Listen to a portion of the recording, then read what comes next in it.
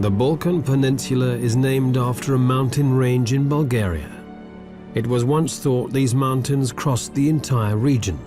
Now we know that this is just one of many small mountain ranges in southeastern Europe, but the name remained.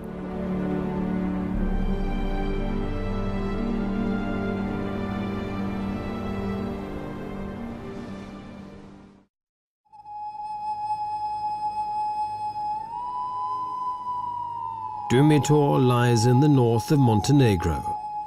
Thick primeval forests cling to its mountain slopes above sheer rock faces and gorges. It's such remote and wild country that it still remains almost inaccessible for human settlers. Nature not only survives, but actually thrives.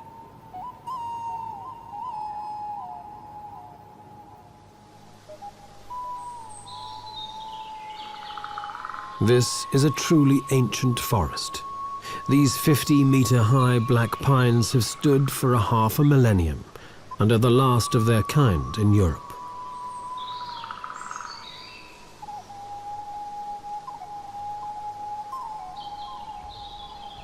These secluded mountainous regions have guarded nature since before records were kept.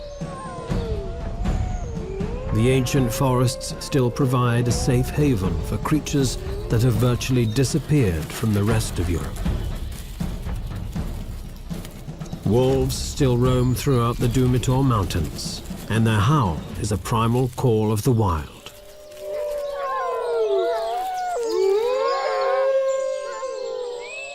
A pair of honey buzzards nest above them. Usually they feed upon the larvae in wasps' nests, but when the chance comes, they'll take other small prey too, like this frog. Next to the buzzards, a black woodpecker has hollowed out its nest. The honey buzzards have only hatched a single chick, but it's rapacious. But the woodpeckers have a far noisier and larger family to feed.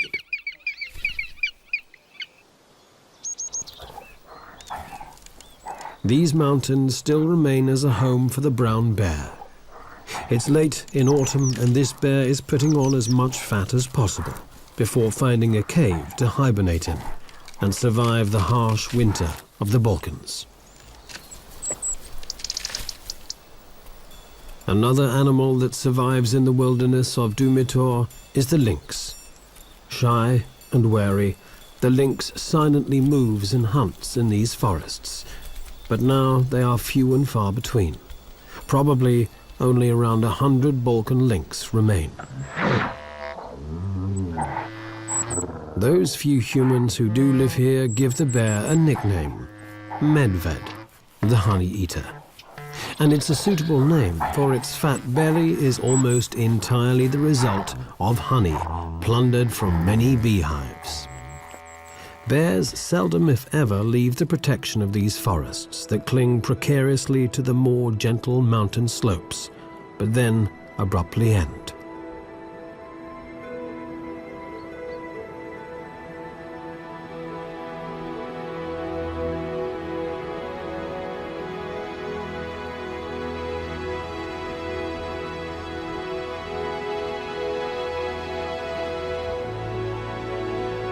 The gorges and chasms that cut into the Dumitor Mountains are the deepest in the Balkans.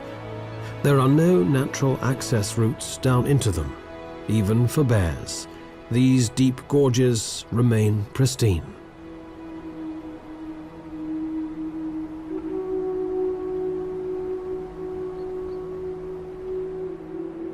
The greatest of them all is the Tara Canyon, a spectacular example of the raw power of nature.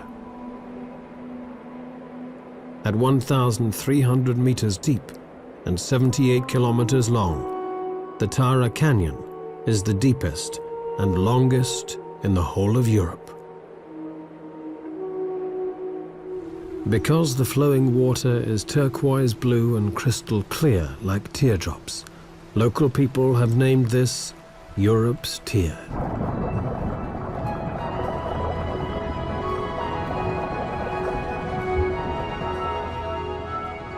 swimmers like the European otter are able to get to the bottom of the canyon.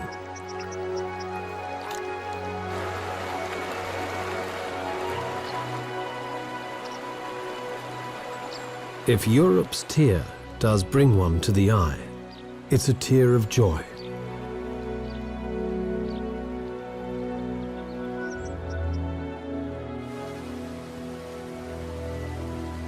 Dumitor's status as a national park has given the canyon protection. However, responsible eco-tourism is being encouraged. The Austrian Development Cooperation is helping Montenegro to build hiking paths into the Tara Canyon and hostels to make this unique natural heritage accessible to limited tourism.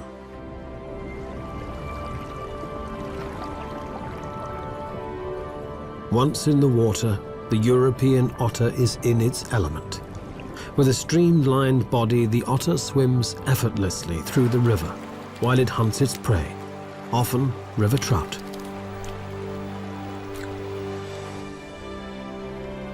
The River Tara project will prove that it is possible to combine wilderness with responsible ecotourism, and the benefits will flow on through to an often impoverished rural population.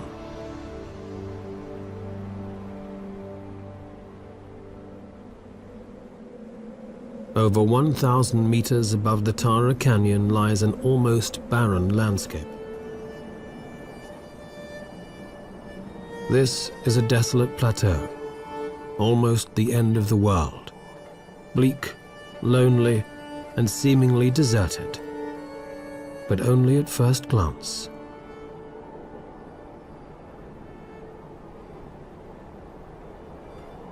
People still live here, forgotten by time and isolated by their environment, but yet very much a part of it.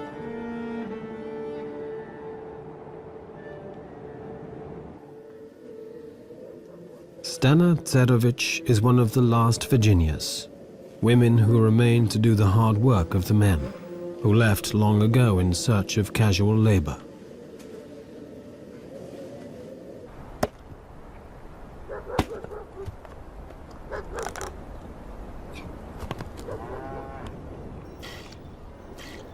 Stana remained with the farm and the animals and the daily struggle to survive.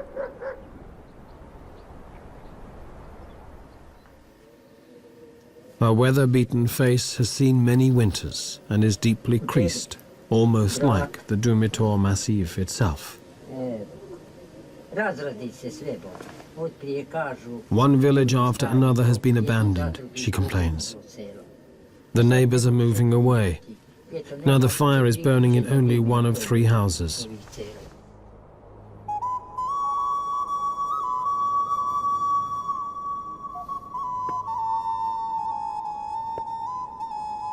Stana has always lived here in Dumitor. The sparse vegetation can barely feed her 5 cows.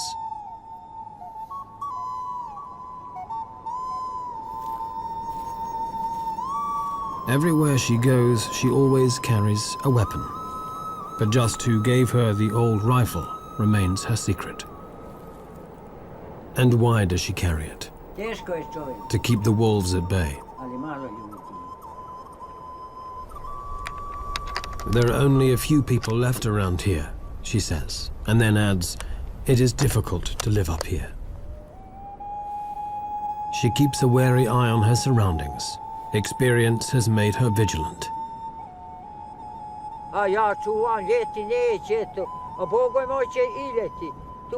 One night, she recalls, with fear creeping into her voice, the cows were on the range by themselves. Suddenly the wolves attacked and killed a calf.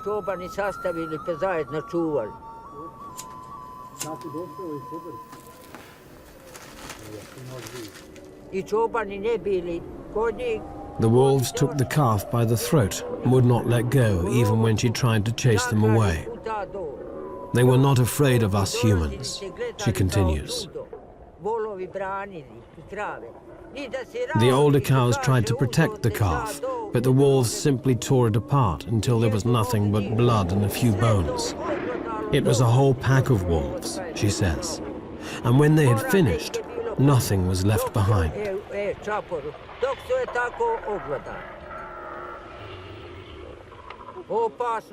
Stana is certain that wolves out hunting are dangerous. If they are really hungry, they will even attack human beings, she believes, although she admits that she has yet to see one do so. After all, one hungry man will also attack another. And of one thing she is absolutely convinced. If you run into a wolf in the snow, all on your own, and it is hungry, it will tear you into pieces, just like that. Although there has never been a single record of a wolf ever attacking a human here, when people are frightened, they will weave stories around those fears, and it's too easy to turn wolves into murdering beasts.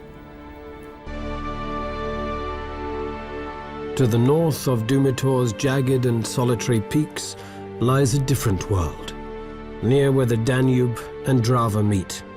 It is the river plain of Kopacki Rit.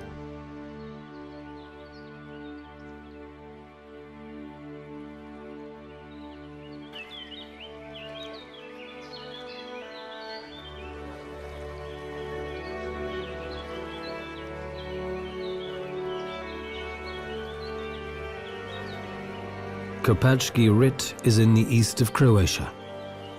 Stretching out across the Pannonian lowlands, this is one of Europe's most extensive and important wetlands.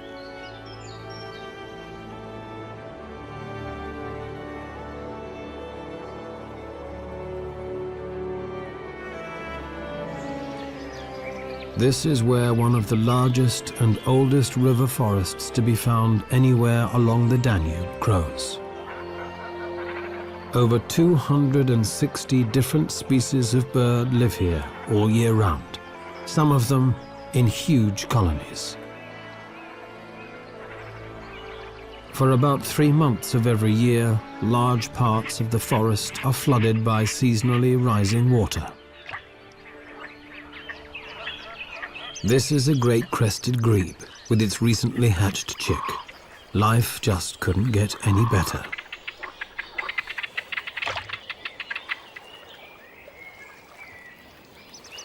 While sitting comfortably and securely on the back of one parent, the other feeds it a small fish. But against its wishes, the chick has to take a swim now and again.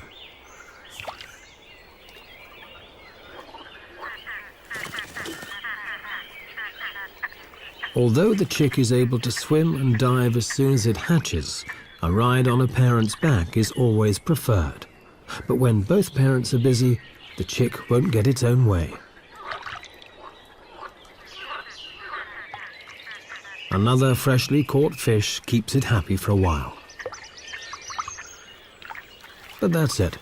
Enough swimming for one day.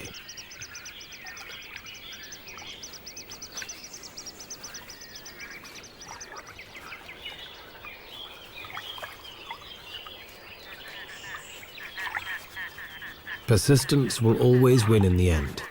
At last, the chick can snuggle down between its mother's wings once again. For the moment, Kopacki Rit seems like paradise. But danger still lurks, though. For once, this was a war zone. During the Croatian War in 1991, the front line went straight through this area. Large tracts of the wetlands were mined. Most of the mines have now been cleared, but some were never found, and they can be moved by the floodwaters from place to place. A zone declared safe today could be... It's a paradox of war. Keep people out, and nature returns. The Kopacki Rit forests were once a hunting ground for the Habsburgs, and then later for high-ranking Yugoslav politicians. Since the mines were laid, the hunters have stayed out.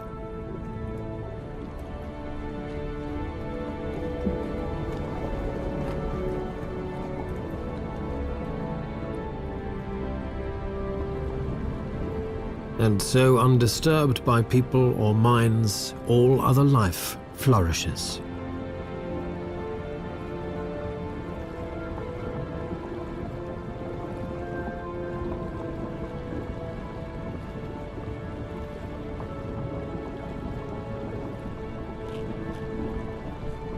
There are over 40 species of fish in these wetlands, and their abundance helps maintain the densest population of white-tailed eagles anywhere in the Balkans.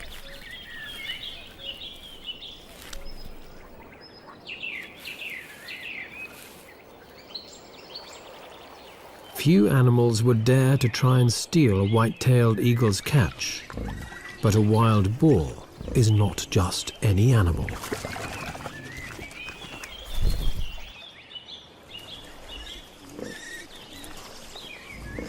If anyone is brave enough or foolish enough to wander into Kopachki Rit despite the risk of the mines, they'd be wise to follow the boars. With a sense of smell so well developed that a boar can find even the smallest of buried truffles, strange-smelling mines are no problem to avoid.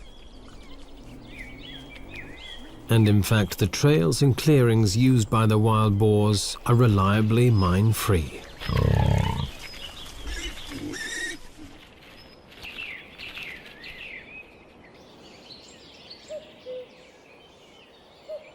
To the south of the wetlands of Kopachki Rit are the barren and windswept tablelands of Tikvesh.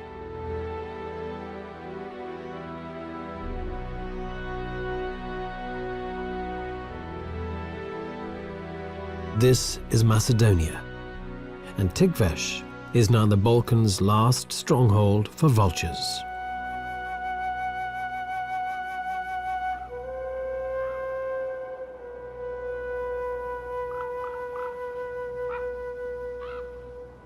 Situated near the border between Macedonia and Greece, these mountainous tablelands are inhospitable, desolate, and almost uninhabited.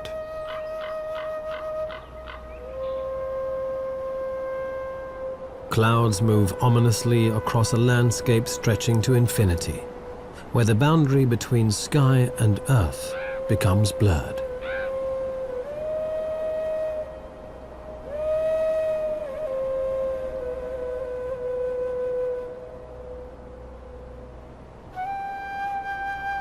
Few animals fit the image of this bleak landscape better than these.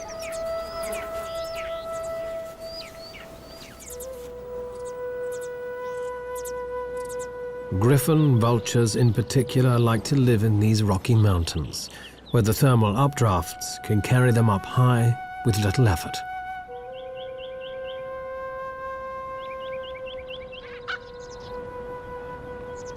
They rise in small groups until they reach about 1,000 meters, and then they circle, scanning an area of several hundreds of square kilometers until they spot a carcass.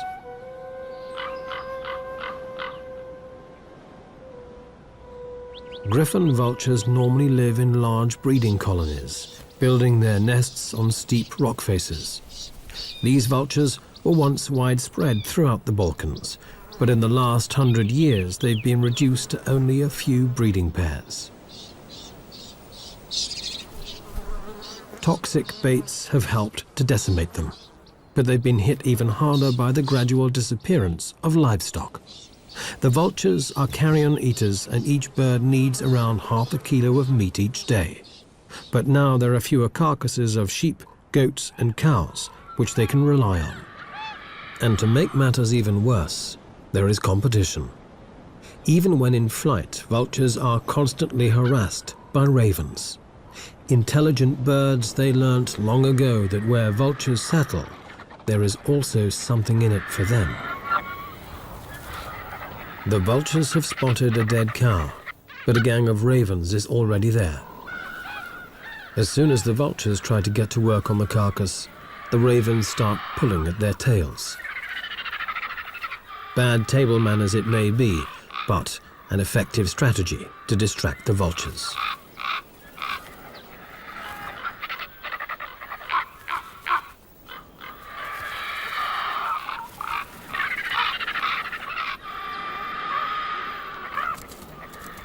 And then, to make matters worse, a wolf turns up. The vultures have had enough, but the ravens hang around.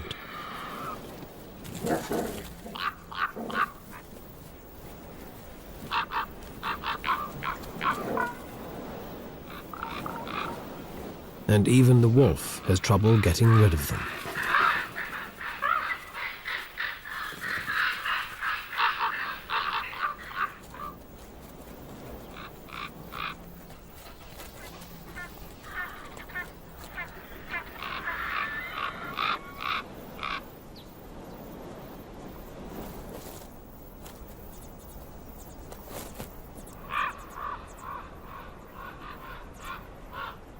This desolate plateau is the last stronghold for the griffon vulture in the Balkans. Numbers have dropped, and in the hope that the population will recover, the birds are now fed on a regular basis.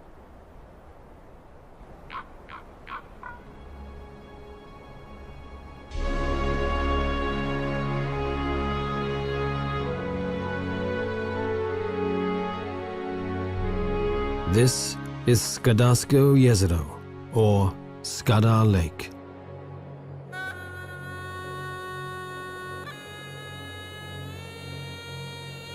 With its 50 islands, Skadar Lake between Montenegro and Albania actually looks more like a vast river system.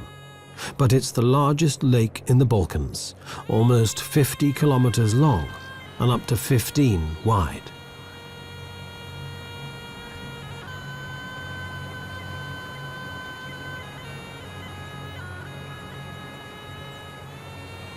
Depending on the season, water levels can fluctuate by up to 5 meters. In ancient Greece, there was a saying, Panta rei. Everything changes. Nothing stands still. Only change is constant.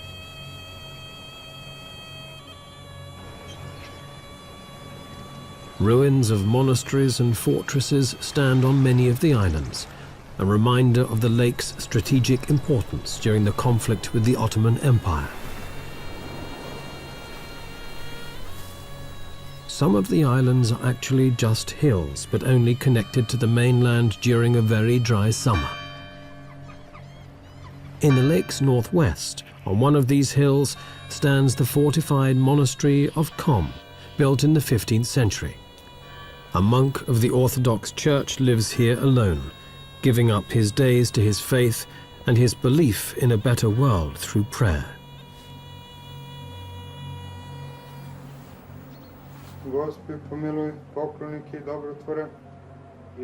His day is structured around an ancient ritual.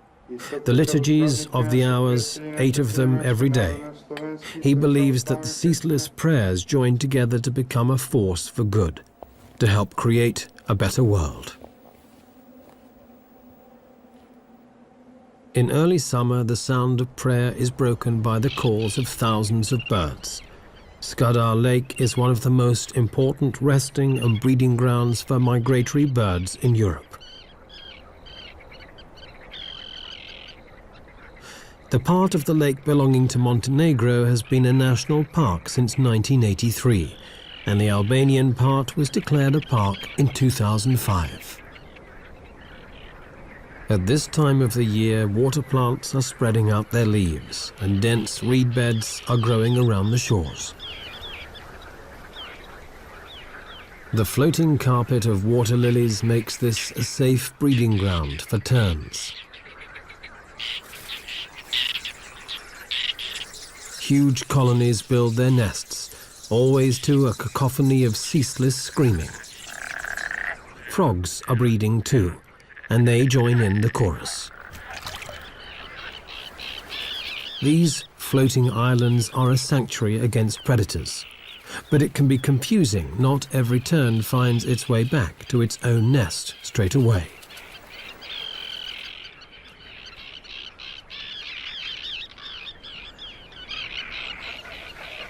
Larger waterfowl prefer to build their nests in the reed beds that fringe the lake,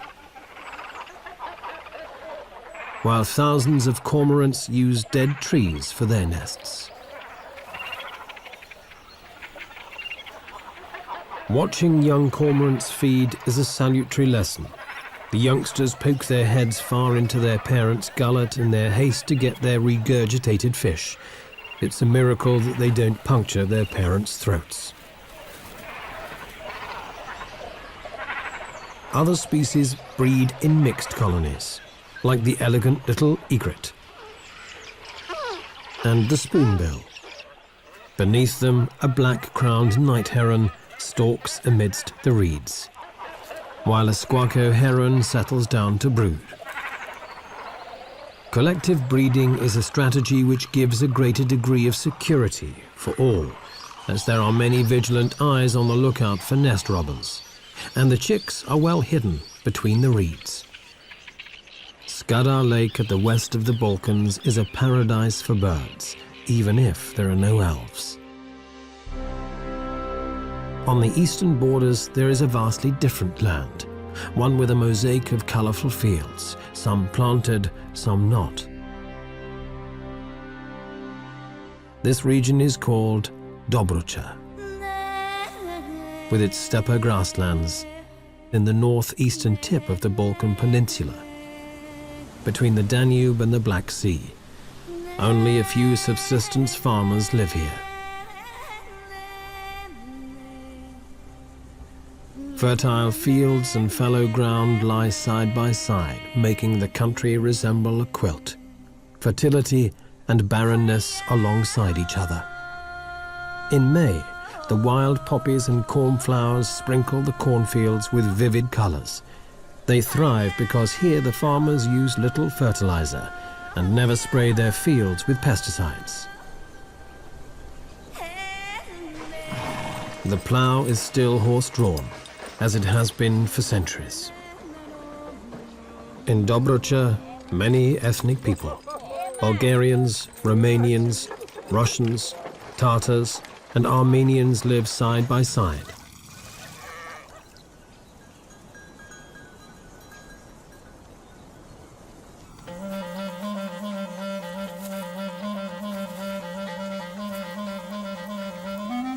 The grasses have been grazed down by sheep, making this an ideal habitat for specialized steppe dwellers, like European ground squirrels. In daylight, these small rodents leave their tunnel systems to come to the surface and search for roots, tubers, and insects. Doku are some and for owners, so the trees of Bruja are here. With the doku and the ground squirrel are well camouflaged if they remain still, or also to spot grass. The European bee-eater is the exact opposite. These gaudy cave breeders flaunt themselves with their colorful plumage. Whether flamboyant and colorful like the bee-eater, or drab and inconspicuous like the curlew and squirrel, they all have something in common. They all require the same habitat: fallow, uncultivated land. Bee-eaters dig their nests into vertical cliff faces, but now so many riverbanks are reinforced, the birds must use gravel pits or abandoned agricultural land instead. But it's no great loss, since the bees and wasps the birds catch in flight are found all over the place.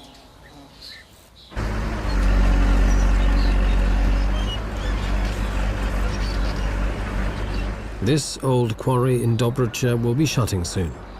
But even while the dredgers are still at work, the birds take full advantage of the site.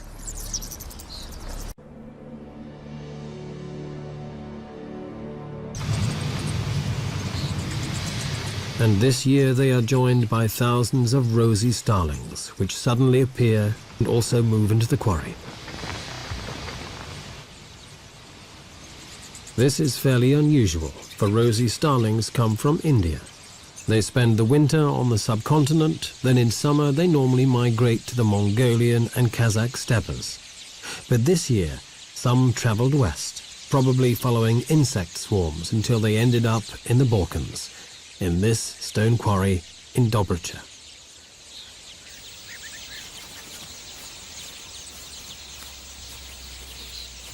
These birds need rock faces to nest and breed, so despite the heavy machinery, this quarry is an ideal choice. Rosy starlings have a short breeding season, and they'll be gone by August. No one knows if they'll return next year. But certainly this year they add another interesting hue to Dobric's rich palette of colors. From the colorful mosaic of Dobric's fields to the spreading water of the Delta Dunării, to the Sea of Mosquitoes. The Danube flows into the Black Sea and its delta stretches across Romania and the Ukraine. It's the world's largest reed habitat. These wetlands are home to 1,000 different plants and over 4,000 animal species. The best known of the birds is the pelican. Its huge pouched bill makes it instantly recognizable anywhere in the world.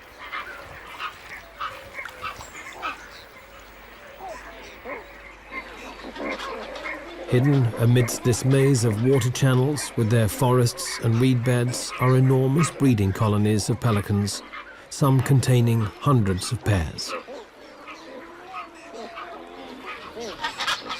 Two pelican species are found in the delta, the Dalmatian pelican and these white pelicans. Every summer, 4,000 breeding pairs fly north from Africa to this delta region.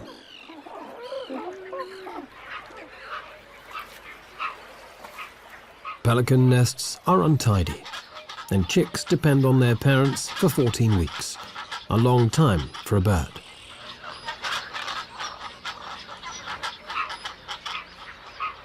These nesting colonies in the center of the delta are virtually inaccessible and strictly protected. During the breeding season, nobody is allowed to come anywhere near what is the largest pelican colony outside Africa. But no human law could protect the pelicans more effectively than mosquitoes. Everything in nature has a reason, and the mosquitoes are a key element in the delta's ecosystem. They are the base of the food chain. Everything ultimately depends on them.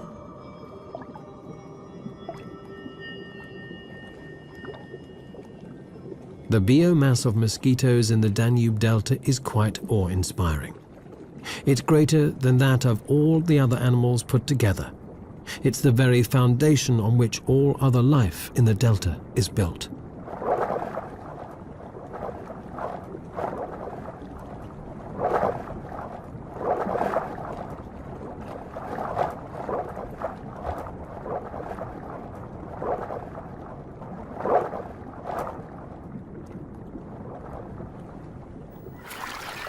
The Danube may well be Europe's most famous bird paradise, and Aleš Toman, a biologist, has spent more than 12 years here, but he's not looking for birds. He's been up and down the river system countless times in pursuit of a ghost, an animal rarer than almost any other in this huge waterlogged wilderness. Finding it is never easy, especially when there is water on all sides.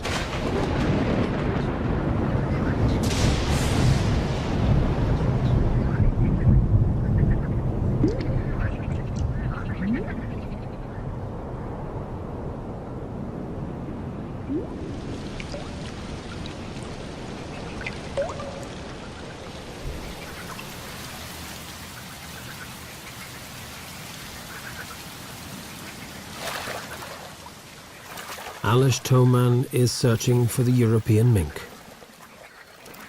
a shy and cryptic animal belonging to the marten family. The species was pushed to the edge of extinction when some of the larger and imported American minks escaped from fur farms and established wild populations. The native European minks were outcompeted, and the Danube Delta may well be their last refuge.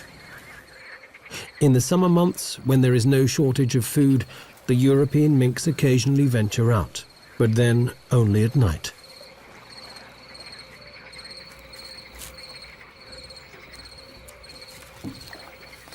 Caught briefly in the spotlight, this animal could be a mink. But was it a European mink, or just a marten? Before Aleš can find out, the animal has vanished into the night. This happens so frequently that it calls for a radical change in tactics.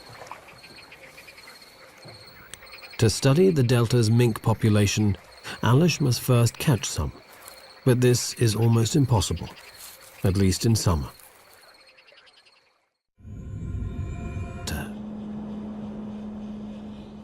The lakes are frozen.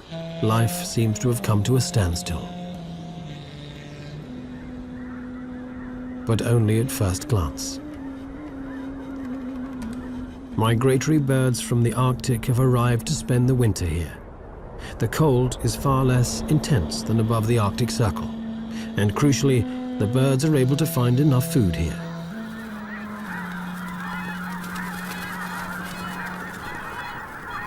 Whooper swans from northern Europe flock together in huge numbers.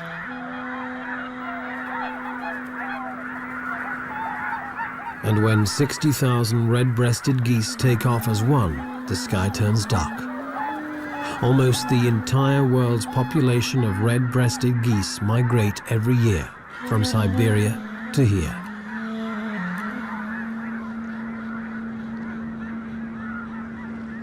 Human beings are the rarest species in the Danube Delta. This is the least densely populated region in Europe. Tourists only come in spring and summer, and UNESCO has declared the entire area a biosphere reserve. For the few permanent human residents, winter is harvest time. Fish and reeds earn them a modest income.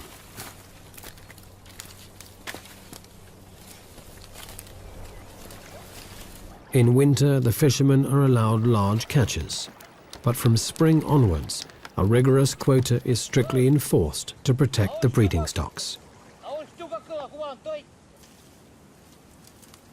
Humans are not the only ones to discover that reeds can be used in many different ways. For the harvest mouse, the reeds provide both nesting material and food.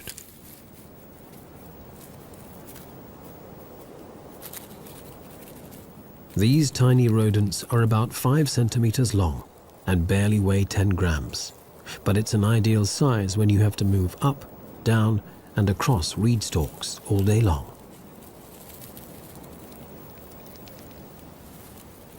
Their tail is longer than their body, but it needs to be. As the mice move back and forth across the shaky and unstable stalks, they often need a safety rope. Sometimes the mouse even grabs the stalk with its tail and hangs head first.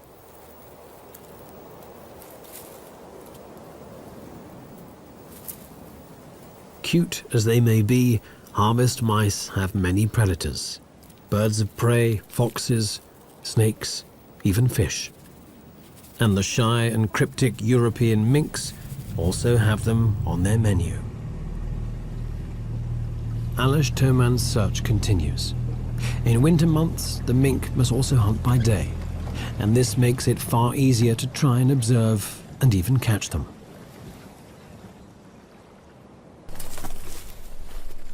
The biologists have changed their tactics. They now set live traps which won't harm the animals when caught. Every day the men put out about 50, leave them overnight, then check them the next morning. One trap's got something, but not what they want. Ah, it's red only. Next time. Okay.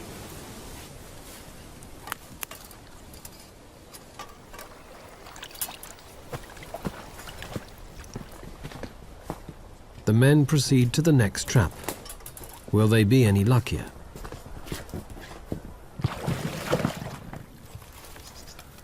No. Another dud. Days and weeks pass by without success.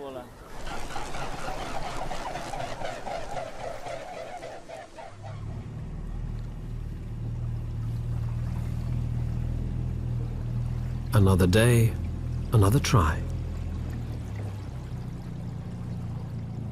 Not many traps left to check now. Hopefully, no more rats.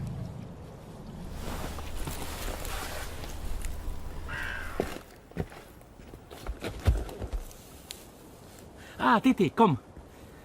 Mink. Excellent. Titi, look, we have mink. And then at last, a mink.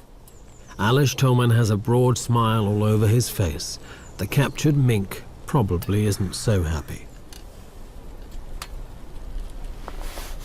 Since the 1950s, the European mink has been losing the battle to its far hardier American namesake.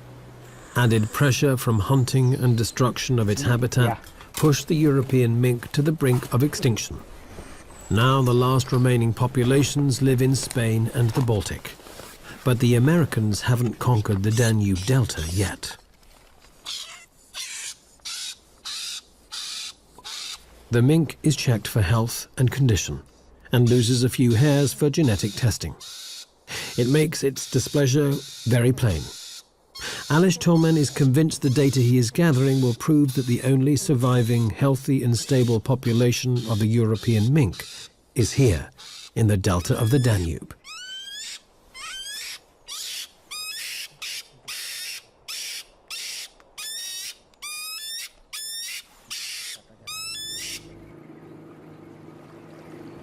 All in all, it was a good day. Alish found minks in another 3 traps. The sun is already low when the 2 researchers start heading for home. But the day is not quite finished yet. The delta turns on an amazing natural display. Millions of European starlings gather in huge flocks, forming ever-changing patterns in the evening sky.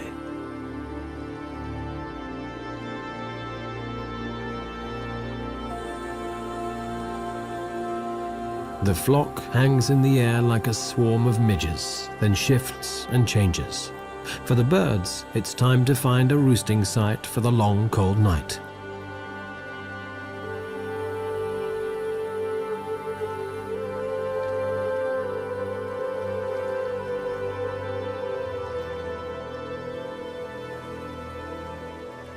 Starlings are masters of coordination in the air.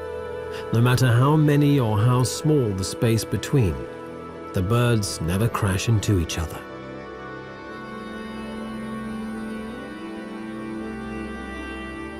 One minute they look like smoke, then without any effort they change into some pulsating superorganism, as if from another world.